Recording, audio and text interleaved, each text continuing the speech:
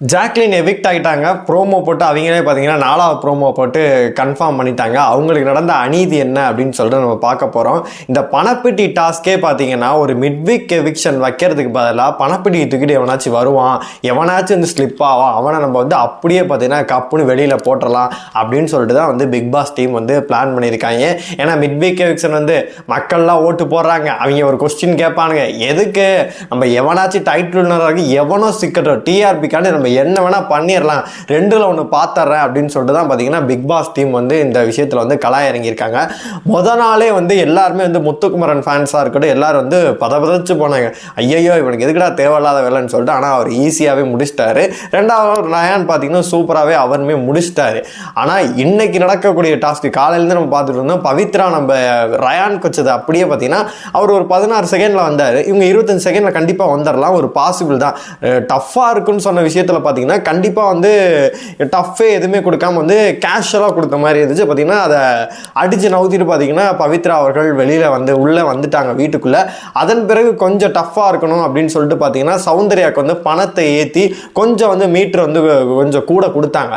ஆனால் அந்த தற்கொலை என்ன பண்ணுச்சு அப்படின்னு கேட்டிங்கன்னா எல்லாரும் வீட்டுக்குள்ளே எல்லாருமே கழுவி ஊற்றிட்டு இருக்காங்க.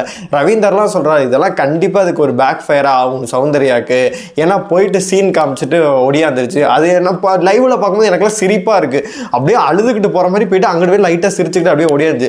பொட்டி அங்க இருக்கு, ஆனா என்னை பொறுத்த வரைக்கும் பொட்டிக்கு போயிருச்சுன்னா கண்டிப்பா அது அவுட் தான் ஆயிருந்திருக்கும், ஒண்ணுமே பண்ணிருக்க முடியாது. பவித்ரா வந்து பாத்தீங்கன்னா நானும் இந்த டிசர்வ் தான் அப்படின்னு சொல்லிட்டு பாத்தீங்கன்னா வேற லெவல்ல வந்து டைவெல்லாம் அடிச்சு நிரூபிச்சாங்க. இந்த தற்குறிக்கு எதுக்கு தான் நம்ம ஓட்டு போறோம்னு சொல்லிட்டு என்னை நம்புற மக்களுக்காக ஏதாச்சும் பண்ணணும் அப்படின்னு சொல்லிட்டு ஒரு சீனை கிரியேட் பண்ணிவிட்டு வெளியில போயிட்டு இது என்ன பண்ணுச்சுன்னா நானும் போறேன் அப்படின்னு சொல்லிட்டு பாத்தீங்கன்னா எல்லார் மண்டையும் கழுவிட்டு நான் பணப்பெட்டியோட தான் வருவேன் அப்படின்ற மாதிரி இது கொடுத்த சீன்லாம் எப்பா தாங்க முடியலை. அது முத்துக்குமரனாக இருக்கட்டும் ரயானாக இருக்கட்டும் பிக் பாஸே பாராட்டுறது பார்த்து ஸ்கெட்சு போட்டு ஒரு கிளி பிள்ளைக்கு பச்சை குழந்தைக்கு சொல்லி கொடுக்குற மாதிரி பார்த்தீங்கன்னா சௌந்தர்யாவுக்கு சொல்லி கொடுத்து எல்லாம் பண்ணாருங்க. இந்த தற்கொலை போயிட்டு பார்த்தீங்கன்னா எடுக்கவும் இல்லை, எதுவுமே பண்ணவே இல்லை, பார்த்தீங்கன்னா ஒடியாந்துருச்சு. அதோட சேஃப் கேம் பார்த்தீங்கன்னா எல்லாரும் இந்த போட்டியில் கலந்துக்க மாட்டேன்னு சொல்கிறாங்க, நம்ம டிசர்வ் இல்லைங்கிறாங்க, நம்ம பண்ணி தாண்டா பார்ப்போம், பண்ணிட்டு போயிட்டு பாதியில் ஒடியாந்தாலும் சொல்லிட்டு அது ஏற்கனவே ஃபிக்ஸ் ஆகிட்டு பார்த்தீங்கன்னா ஓடிட்டு ஒடியாந்துருச்சு. சரி அது ஒரு பக்கம் வச்சுட்டாலும் அதே மாதிரி வந்து இன்னொரு டாஸ்க் வந்து டிஃபிகல்ட்டாக கொடுக்குறாரு. பார்த்தீங்கன்னா 60 மீட்ரு 30 வினாடிகள் அப்படின்னு சொல்லி நினைக்கிறேன். 60 மீட்டர் 30 வினாடிகள் போயிட்டு டக்குன்னு வந்துடணும். அதாவது 120 மீட்டர் அப்போ 30 வினாடிகளில் பார்த்தீங்கன்னா விஷால் வந்து களை இறங்கி பார்த்தீங்கன்னா வேற லெவலில் போயிட்டு உள்ளேயுமே வந்துடுறாரு. இப்போ என்ன பிக் பாஸ் டீமுக்கு நல்லாவே தெரியும் கடைசியாக இருக்கிறது யாரு, ஜாக்லின் தான். ஒன்று எல்லாரும் விட்டு கொடுப்பாங்க, இல்லைன்னா ஃபைட் பண்ணி கடைசியில் வந்து ஜாக்லின் இந்த கேள்வியை கண்டிப்பாக எல்லாத்தையும் சொல்லுவாங்க. எல்லாரும் வந்து ஏதோ போயிட்டு நிரூபிச்சுட்டு இது பண்ணிட்டீங்க, நான் கண்டிப்பாக வந்து நான் பொட்டி எடுக்கணும், ஏதாச்சும் நான் பண்ணணும் அப்படின்னு சொல்லி நான் நினைக்கிறேன், ஏன்னா எட்வார்டை பார்க்குறேன், நான் வீட்டுக்குள்ளே வந்துடுறேன்னு நம்பிக்கை இருக்குது, ஆனால் எனக்கு இந்த ஒரு சான்ஸை கொடுங்க அப்படின்னு சொல்லிட்டு எல்லாத்தையும் கேட்பாங்க. முத்து கண்டிப்பாக ஒத்துக்குவார், விஜய் விஷாலும் சரி நீ போ நானு தான் போயிட்டேன் அப்படின்னு சொல்லி அவர் ஒத்துப்பார். ரயான் சொல்லவே தேவையில்ல, அவருமே ஒத்துப்பார். சௌந்தர்யா வந்து ஆல்ரெடி போனது பார்த்தீங்கன்னா அடிச்சு போடுவாங்க. பவித்ரா வந்து நீ போன்னு சொல்லிடுறேன். அப்போ பார்த்தீங்கன்னா 3-4 ஓட்டு டிக் ஆயிடுச்சு. அப்படி இருக்கும்போது கடைசி டாஸ்க் வந்து பார்த்தீங்கன்னா பணப்பெட்டி இருக்கிறது வந்து ஜாக்லினுக்கு தான் கொடுப்பாங்கன்னு சொல்லிட்டு நல்லாவே தெரியும். நள்ளிரவு 1 மணிக்கு இந்த டாஸ்க் நடந்திருக்கு. எவ்வளோ ஒரு கேவலமான விஷயம் பார்த்தீங்களா, 1 மணிக்கு இந்த டாஸ்க் நடந்திருக்கு. விஜய் விஷாலேருந்து எல்லாருக்கும் இன்றைக்கே 3-4 பெட்டி வச்சுருக்காங்க. எதுக்கு அப்படி பண்ணாங்கன்னே தெரியல. ரீயூனியர்லாம் எல்லாம் தீபக்லாம் அந்த ஃப்ரேமில் ப்ரோமோவில் பார்த்தீங்கன்னா உங்களுக்கே தெரிஞ்சிருக்கும். இப்போ மஞ்சரி வந்துட்டாங்க, ராணவ் வந்துட்டார், அப்புறமேட்டு அருண் மட்டும்தான் மிஸ்ஸிங்னு நினைக்கிறேன், அவர் வந்திருப்பார்னு நினைக்கிறேன். தீபக் அவர்கள் வந்துட்டார். இப்போ லைவில் பார்த்தீங்கன்னா வனிதா அவங்க பொண்ணு எல்லாம் உள்ளே வந்துட்டு இருக்காங்க. அதை தேவையில்லாத கண்டு நம்ம அவாய்ட் பண்ணிடும் சொல்லணுன்றதுக்காண்டி சொல்கிறேன். பார்த்தீங்கன்னா எல்லாருமே ரீயூனியன் உள்ளே வந்துட்டாங்க, எல்லாரும் அவளோட எதிர்பார்த்துட்டு இருக்காங்க. என்ன ஒரு இது ட்விஸ்ட் அப்படின்னு கேட்டிங்கன்னா 80 மீட்ரு 35 வினாடிகள், அப்போனா 80 எவ்வளோ 160 மீட்டரை பார்த்தீங்கன்னா வெறும் 35 செகண்டில் வந்து கடக்கணும். இதை வந்து ரயான் டஃப்பு ரயானாலே பண்ணியிருக்க முடியுமான்னு கேட்டிங்கன்னா கொஞ்சம் டஃப்பு பண்ணுறக்கூடிய சூழல் இருக்குது. கண்டிப்பாக வந்து முத்துக்குமரன் பண்ணியிருப்பாங்க, அதுவே கொஞ்சம் டப்பு. விஷால் பண்ணியிருப்பாருன்னா அதுவே கொஞ்சம் டப்பு. பவித்ராக்கு மேபி வந்து சான்ஸ் இழந்திருப்பாங்க, போயிருப்பாங்க. இதை போய் பார்த்தீங்கன்னா ஜாக்லினுக்கு இவங்க கொடுக்குறாங்க, கடைசியில் அவங்க தான் வருவாங்க அப்படின்னு பார்த்தா இவனுக்கு ஸ்கெட்சு போட்டு தானே தூக்கியிருக்காங்க. பக்கா பக்காவா ஸ்கெட்ச் போட்டு தானே தூக்கியிருக்காங்க. கடைசியா வந்து ஜாக்லின் வருவாங்க அப்படின்னு சொல்லிட்டு உனக்கு நல்லாவே தெரியும், விட்டு கொடுத்துருவாங்க. ஏதோ ஒன்று ஜாக்லின் வருவாங்க. அது ஏன் பவித்ராக்கு மட்டும் பார்த்தீங்கன்னா வந்து லோவாக கொடுத்துட்டு இவங்களுக்கே வந்து இவ்வளோ டஃப்பாக கொடுத்தாங்க கூட உங்களுக்கு வந்து தோணலாம். அது ஏன் பவித்ராக்குன்னு பண்ணல, பொதுவாக தான் பண்ணாங்க அப்படின்னு சொல்லி தெரியலாம். ஏன்டா நேற்று தான் சொல்றீங்க இனிமேல் வரக்கூடிய போட்டிகள்லாம் டஃப்பாக இருக்கும்னு சொல்லிட்டு காலங்காத்தாலே பார்த்தீங்கன்னா ரயானுக்கு கொடுத்து அதை அப்படியே கொடுக்குறீங்க. அப்படி இருக்கும்போது நீங்கள் யாருக்கு வந்து ஸ்கெட்ச் போடுறீங்க அப்படின்ற மாதிரி தான் நம்மளுக்கு தோணுச்சு. சரி, எல்லா போட்டிகளும் முடிஞ்சிச்சு, பணப்பெட்டி நிறைவு அப்படின்னே சொல்லியிருக்காங்க. சரி, அது போயிட்டு போகுது.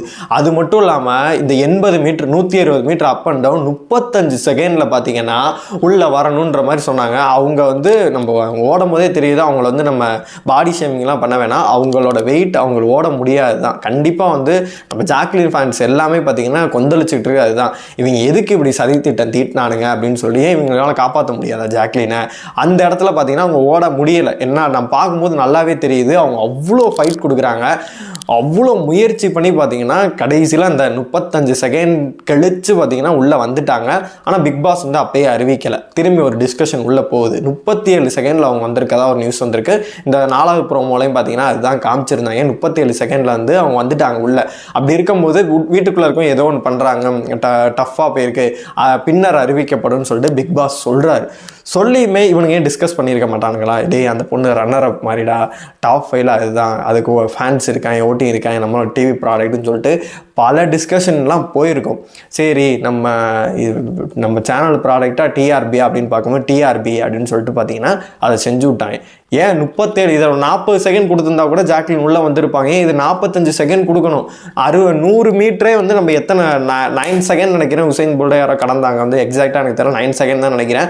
அப்படி இருக்கும்போது இவங்கன்னா உசைன் போல்டாடா, நார்மல் ஒரு சினிமா கூட கிடையாதுடா. சினிமா ஒரு படம் தான் பண்ணியிருக்காங்க, ஒரு சேனலில் இருக்க ஒரு நடிகை, ஒரு ஆங்கர். அவங்க அப்படி இருக்கும்போது அவங்க வந்து ஃபிசிக்கலாக வந்து வெளியே ஜிம் போகலாம், எல்லாமே இது பண்ணலாம், ஒரு வெல் ட்ரெயினாலாம் எல்லாம் உள்ள வரது கிடையாது. ஏதோ நம்மளுக்கு வாய்ப்பு கிடச்சி ப்ரூவ் பண்ணணும்னு சொல்லிட்டு இவ்வளவு நாள் 100 நாள் கடை கடந்து வந்து இங்கே வந்து போராடி இருந்திருக்காங்க. அவங்களுக்கு தான் ஒரு வாய்ப்பு தான் கொடுக்கலாமே. ரயானுக்கு நீங்கள் பண்ணவே இல்லையா? அவன் எவ்வளோ வந்து அந்த டிடிஎஃப் டாஸ்கில் வந்து என்னெல்லாம் பண்ணாங்க, எவன் என்னெல்லாம் உள்ளே வந்து கோல்மால் பண்ணான், எல்லாத்தையும் நீங்கள் வந்து தொடச்சிட்டு பார்த்தீங்கன்னா அப்படியே விட்டுட்டீங்க. 2 செகண்ட் போயிடுச்சு.